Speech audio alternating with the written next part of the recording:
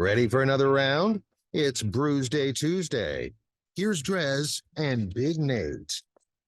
The answer is hell yes. Another round. Fight. Yeah, Brewsday Tuesday, brought to you by the Cellar Restaurant and Six Pack Store in downtown Blacksburg. It is DreZ hanging out with Big Nate, drinking some beers that the kind Ross was kind enough to ship up our way. He didn't even ship them; he brought them. It was straight delivery service. That costs way more than shipping. Yeah, I think it was up here for something else anyways, but it worked out great for us because I just popped from New Heights Brewing Company, which he said was his favorite Nashville brewing company, which certainly says a lot. The Navel Gazer Imperial Stout, which is a nice, hearty, pitch black with notes of toasty sweet malt. This decadent Imperial Stout has a thick brown head with delicate lacing, toasty malt aroma, and a silky smooth mouthfeel at 9.25%. Navel Gazer will have you nodding your head if you let it. Alcohol is ABV 9.2. As I said, IBUs on here is 95, and this beer should be delicious. It has all of the makings. And, of course, like always, you love that. Are you jealous that you don't have this label? Isn't that a cool little tip of the cap? This dude's wasted. The skeleton is wasted. Always big on skeletons. But I mean, this is still pretty cool label over here. The Bearded Iris Chief of Chiefs. It's double dry hopped, double IPA, citrus, Simcoe mosaic. And the thing I like about Bearded Iris, first of all, didn't know until you handed me this can that they were didn't realize they were out of Nashville. Out of Nashville. So that was an exciting surprise. I always see them at one of our local grocery stores, and I'm like, this feels like such like niche thing, but man, they've got crazy good product. I've not had this one, so very excited to try it. It's 7.5% ABV, and it's 1 pint of ale.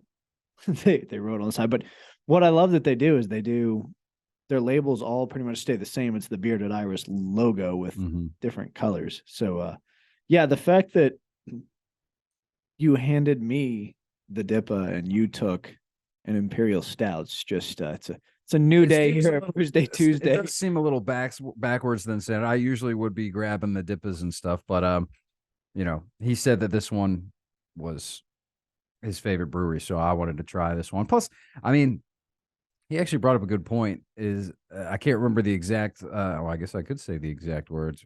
So I love Bearded Iris because they do those big, just well done IPAs.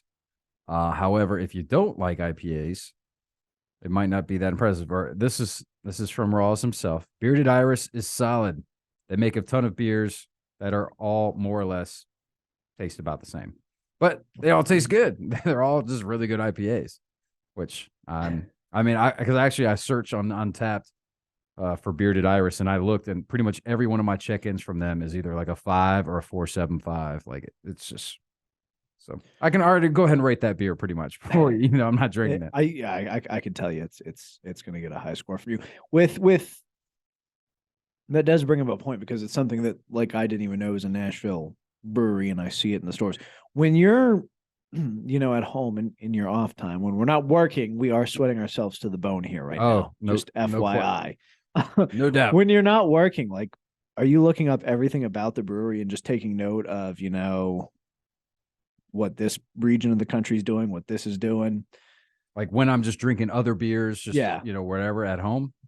No, not usually. If it's a beer that really stands out, like I'm like, damn, this is good, then I'll definitely look and try and remember the brewery, its location. I really do need to get a list of like, must visit breweries, or like anytime somebody mentions a good brewery, I should start making notes, because we got that RV, we do like to travel, and a lot of breweries, I know Huck used to do this. He would just call and ask if he can park. Yeah, we've done that once or twice, but now Harvest Host essentially is a network of where you already got a green light, you can stay there, you just gotta let them know you're coming and make sure that it's okay. In fact, we actually just did that this past weekend. We did a Harvest Host at a brewery, and just a little outside of Mount Airy. It's called Midsummer Brewing. Ever heard of it? No, I hadn't either. But I tell you what, I'm glad we went. Well, no, I'm actually not glad we went because we had issues with the RV Oh, no. and the levelers. And needless to say, it's long story short, I didn't get a lot of sleep that night. Didn't you just have those fixed? Yeah.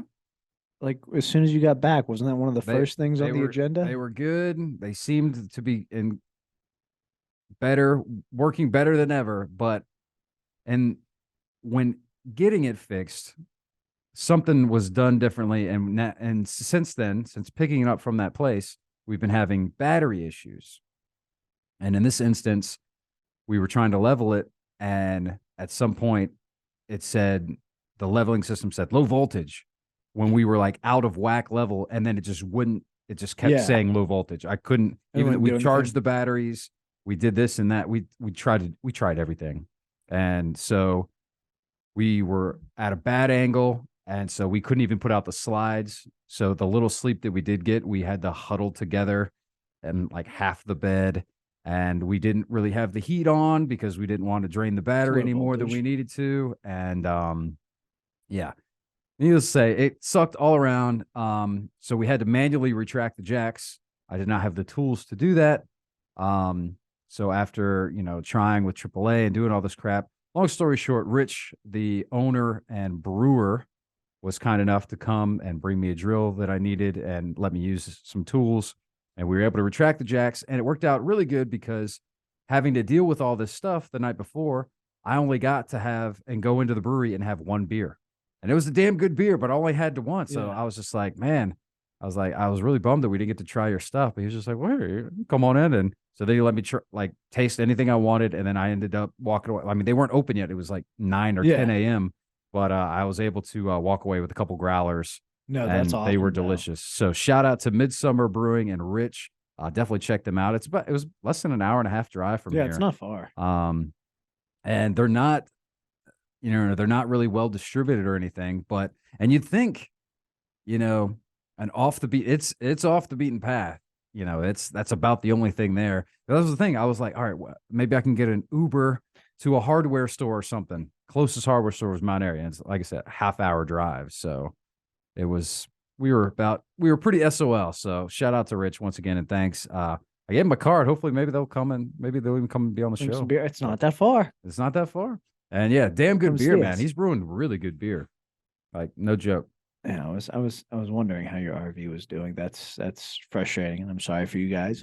Yeah. If you had gone to Nashville, that may not have happened. Well, we did have the RV in Nashville and didn't have any issues at that point. So yeah, I should have taken it to Nashville. You're right. Maybe that would have been a better option. But yeah, man, the Nashville beer scene. And you're right. I didn't really think of it, or if I had realized that Bearded Iris was in Nashville, I probably would have tried harder to go there. Although I was with my cousin and I just kind of followed his lead because he's a beer guy. So I can't remember what all breweries we went to, but we did go to Yazoo and the East Nashville. Oh, East Nashville. Yeah, East Nashville. Those are all good for sure. No, this is if this is indicative of the Nashville beer scene, they're gonna quit calling themselves Music City and maybe have to call them Beer City. Beer City. Beer City. It rolls off one word. So much better. One word. Beer City. Little Athens. They've got a lot of nicknames. That was my show prep. Was like, I pulled up the Wikipedia entry for Nashville because it'd been so long since I'd been there, and I was like, we just some keynotes. That's how I knew the Parthenon was there and the whole Athens of the South. It was like random tidbit I hung on to. Look at that. Nate did some prep today. Even I did zero, like always. It's also referred to as Little Kurdistan because it is the largest population of Kurdish people in the United States. Okay. Well, that's a factoid we needed to know.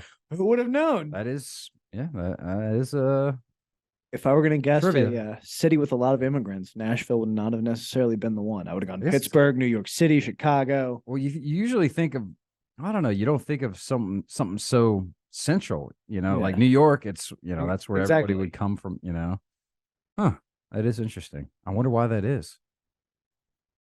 Is that paragraph 2 of why that's I didn't read that far.